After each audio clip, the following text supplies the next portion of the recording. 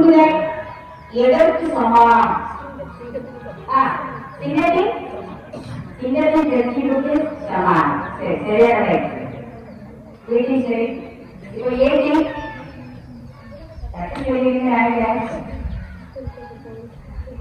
மொத்தம் எத்தனை? 105. 105.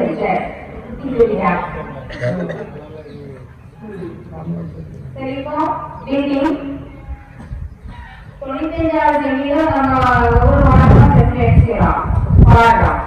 அதில் எத்தனை வசனங்கள் உள்ளன? வீட்டின் எத்தனை வசனங்கள்? புத்தகத்தை நம்ம பைபிள்ல திறந்து கூடாது யாரும். ஒரு பைபிள். ஓகே, சரி. இது யாருன்னு